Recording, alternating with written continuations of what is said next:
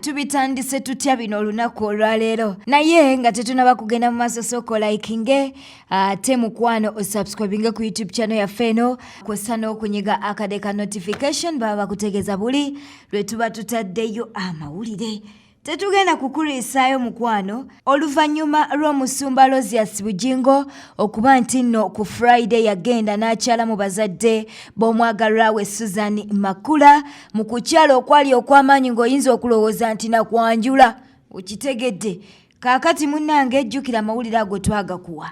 Abantu ab'enjawulo bazze bavaayo nga boogera ebisongovu nga bavumirira ekikolwa kya musumba Bujingo ekyokuba nti nno yagenze mu maaso n'ategeka emikolo ate ng'omusango gukyali mu kkooti. Ebyo nno si bye tuleese olunaku olwaleero. Mu kunoonya amawulire tulina guruupu emu gye tuguddeko munnange abantu nga bali mu kuleeta bwino. Senga Asidi agambye atya?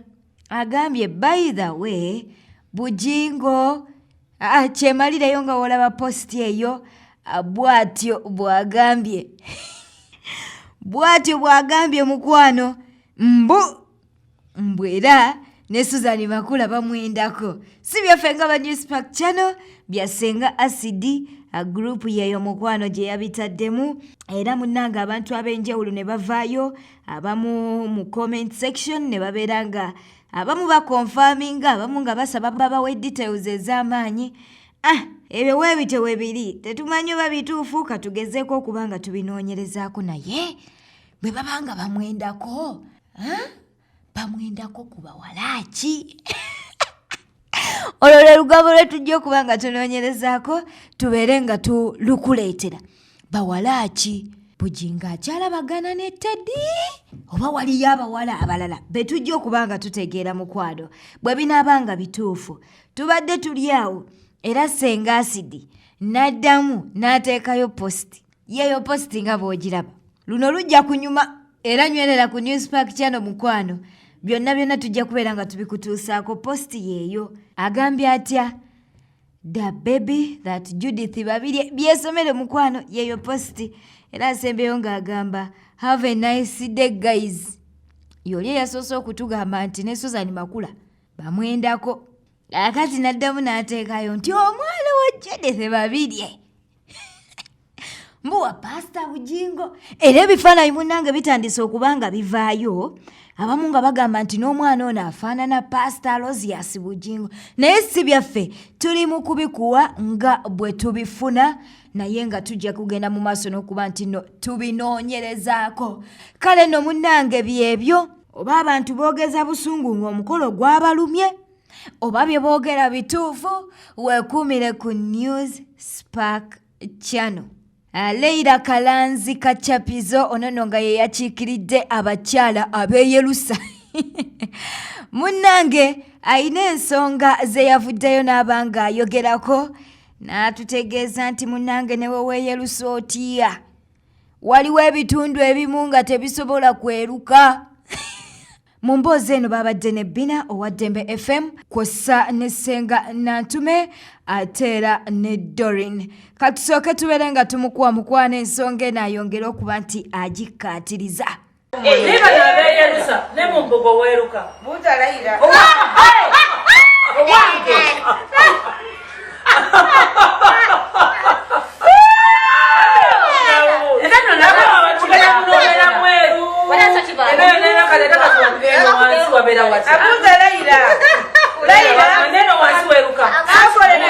Linda kati ekibuuzo jjajja kinyize kigenze wakasanga ennonda bakazi bannange ab'Yejjusa mbabuuzaako nga twolera ne ku salaamu aleikum nga mulabye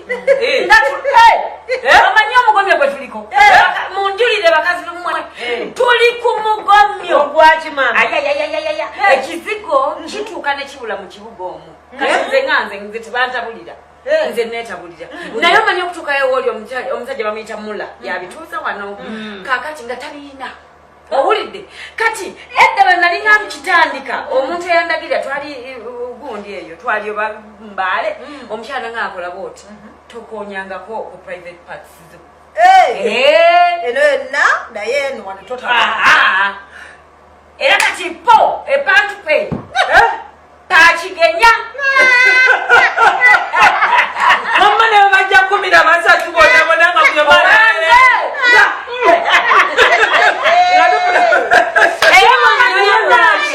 Lwaki kubanga basenga bano batugamba batya nti ebizigo omukyala bimufuula okubeera cold. Okunyogoga. Yes. Kati nawe tebereza nga totaddeyo kyerusa. Naye kati nawe kakubiseemu ng'omusajja atuuse lyene nalaba ekimyula. Leila n'alyoka atukaliza agambye lwaki otunula. Okutunula ate lugalo lumu luno oba luno lwe lulina okulaba ekkubo lwe lukokona gate. Eyo nga tuvuddeyo mukwano omwogezi wa Uganda Police Force Fred Enanga avuddeyo n'ategeeza nga bannayuganda ababiri mu bajjukira abo abaakola akatambi nga batunda enseenene mu Nyonyi. Munnange okusinziira ku Fred Enanga agambye nti bano abaguddwako emisango egiwerera ddala 3. Ennyonyi eno munnange yali egenda Dubai.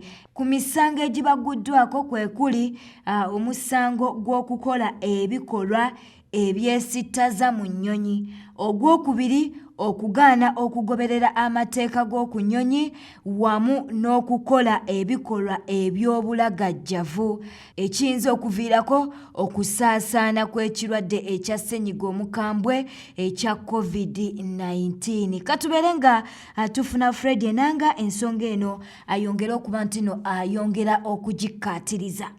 Security at Entebbe International Airport has charged the 2 passengers who were aboard the Uganda Airlines flight number UR 446 from Entebbe to Dubai following disruptive behavior of vending grasshoppers from their carry-on luggage.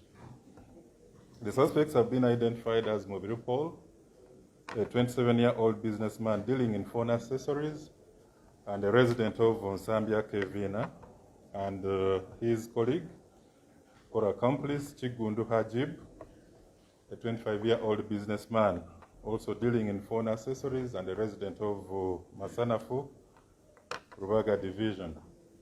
Of course, this is a video which went viral and caused a lot of embarrassment to the airline and to the country as large. In addition, despite the pre-flight testing exercises for COVID and even the use of face masks, these 2 passengers posed another safety risk when they removed their masks and were shouting at the top of their voices. So the suspects have been charged with the offense of being common nuisances, contrary to Section 160 of the Penal Code Act, refusal to follow lawful instructions given by the aircraft crew member, contrary to Regulation 51, subsection B of the Civil Aviation Security Regulation 2012, and for negligent acts likely to cause the spread of an infectious disease. Eyo katuveeyo ate ne museeke wa Bujingo naye tamuvuddeemu. Twogera ku munnakatemba Bujingo avuddeyo n'agamba nti ddala omusumba Alozias Bujingo akyasobola okuddukanya ekkanisa nga n'obufumbo bwe buyuuga. Ebyo nno bya munnakatemba Bujingo. Kino nno kidiridde okuba nti nno ku Friday omusumba Bujingo yagenda nakyalako mu bazadde b'omwagalwa we Susan Makula, era omunnanga ebigambo okuva olwo bizze byogerebwa kino ate yayisizaamu kooti olugaayu ate Teddy Bujingo akyaliwo ate ebyo eby'emikolo tetubimanyi, tumanyi Teddy Bujingo. Bwe bityo bwe bizze nga byogerebwa mu kakati ye munnakatemba Bujingo avuddeyo n'agamba nti ekituufu Alozias Bujingo omusumba tasaanidde kuba nti no addukanya ekkanisa olw'ensonga nti waliwo abantu abajja okujja nga baagala okuba nti abawa amagezi ng'obufumbo bwabwe obanga ebintu tebitambula bulungi mu maka. Kakati omuntu ng'ono nga naye obufumbo bwe bumulemeredde ayinza kuba nti n'abawa amagezi ki? Si byaffe nga ba Newspark Channel wabula comedian Bujingo bw'ate bwavuddeyo n'abanga ategeeza. Obadde mulabi mulungi wabale kujja kumirako mukwano tukutegeeza nti oyinza okubanga oli mu ggwanga la Uganda oba wabweru w'eggwanga tukubuuzaako mu ngeri ey'enjawulo. Kagudde Charles oli otya Namutabi Darat kwessa ne Jane mwebale kuba nti nno okwemuli. Oyinza okubanga munnange otulaba okuva mu Oman, Dubai, Qatar, Saudi Arabia.